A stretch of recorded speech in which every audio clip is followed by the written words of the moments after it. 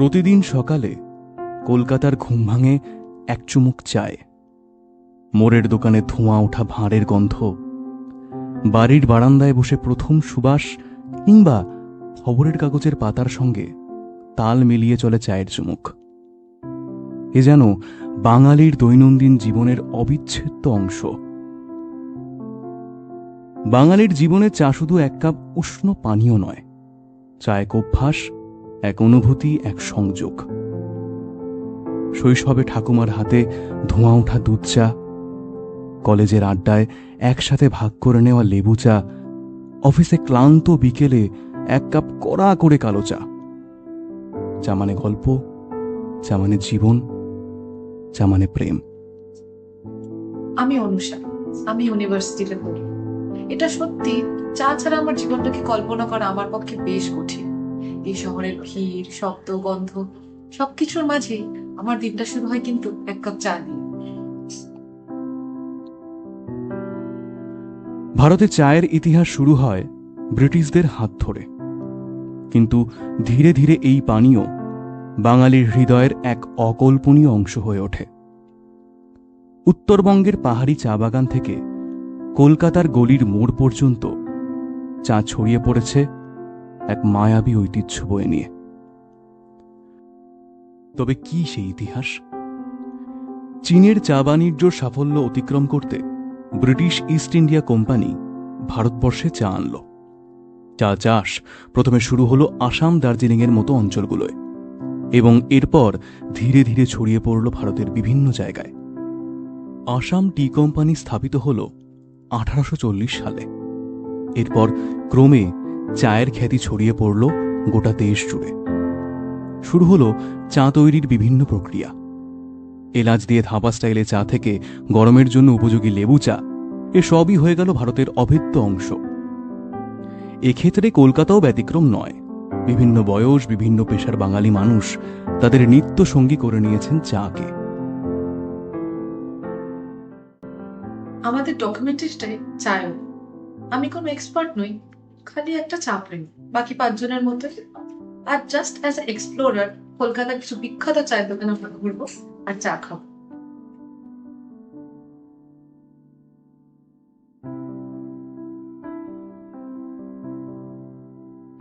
আমার জন্য বন্ধুদের সাথে আড্ডা চা ছাড়া একদম অসম্পূর্ণ। সুখের গল্প হোক, দুঃখের কথা হোক, সবকিছুর সাথে সাথে থাকুক আমার এক কাপ চা। বহু বছরের পুরনো শর্মা টি হাউস রয়েছে ভবানীপুরের শম্ভুনাথ পণ্ডিত স্ট্রিটে, গুরুদ্বারের উল্টো দিকে। কচুরি এবং বিশাল মাপের ভাঁড়ের জন্য খ্যাত এই চায়ের দোকান দিনের অধিকাংশ সময়ই ভীষণ ব্যস্ত। সব বয়সের মানুষদের ভিড় করতে দেখা যায় এই দোকানে। জিলিপি, কচুরির পাশাপাশি কাপের পর কাপ চা পরিবেশন চলে সবসময়। চকলেট চায়ের জন্য বিখ্যাত এই তৃপ্তি ক্যাফে। হ্যাঁ, চকলেট আর চা অদ্ভুত এক যুগলবন্দি বটে। রবীন্দ্র সরোবর মেট্রো স্টেশনের 6 নম্বর গেট দিয়ে বেরোলেই সামনে ছোট্ট সুসজ্জিত স্টল। চাপোজানে আপনার প্রায় 34 রকমের পাওয়া যায়। এখানে আপনার চকলেট, মালাই, কলকাতা। চকলেট চায়ের জন্যই মানুষ মূলত আসেন এখানে। কলকাতা শহর মানে চা করে শহর। আমি যতই ইনোভেট করি, আর যতই ইনোভেট করি, নর্মাল চা সবসময় চলে, সবসময় খাই। আর ফ্লেভার যেটা হচ্ছে ইয়ং জেনারেশন, যেহেতু এটা ফিউশন টাইম, তো ফিউশন যখন হয়, ফিউশনটা মানুষের জামা কাপড় মনের মতো ফিউশন লেগে, তো চায়ের মতো তো অবভিয়াসলি লাগবে। ভোর গরমে যখন মানুষের দরকার একটু স্বস্তি, তখন ফুরফুরে দক্ষিণা হাওয়ার মতো দেখা দেয় লেবু চা। কালো চায়ের কাঠিন্য মেশে লেবুর সুগন্ধ।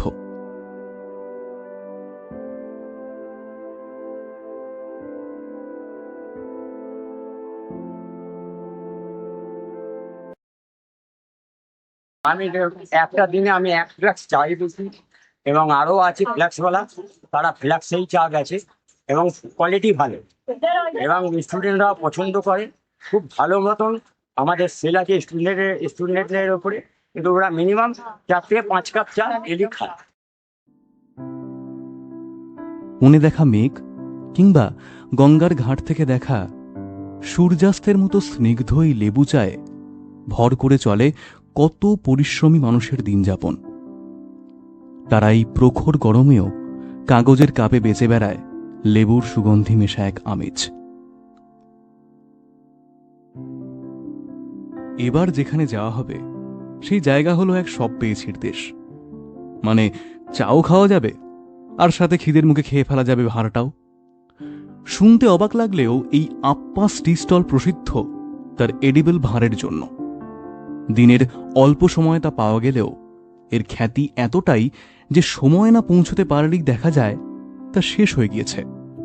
নর্থ কলকাতায় বিধান সরণির বাগবাজার স্ট্রিটে বিরাজমান এই ছোট্ট দোকান বড়ই মনকাড়া। আমি একজন আপামর বাঙালি, আর আমার জীবনে চা জলের মতোই দাম। সেটা আমার নিজের বাড়ির চা হোক বা দোকানের চা। চা আমাকে জাগিয়ে রাখে, আমাকে ভাবতে শেখায় যে মানুষ যতই স্বার্থপর হোক, চায়ের আড্ডা জমলে সেখানে জড়ো হবে। তাই চা থাকবে আমার সঙ্গে, কলকাতার সঙ্গে এক অদৃশ্য বন্ধুর মতো যে সবসময় পাশে থাকে।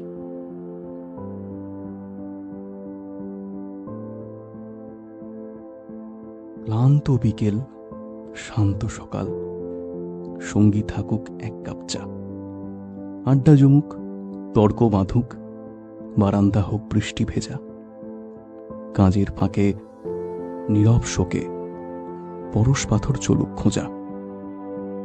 তোমার আমার শহরটাকে বাঁচিয়ে রাখুক এক কাপ চা।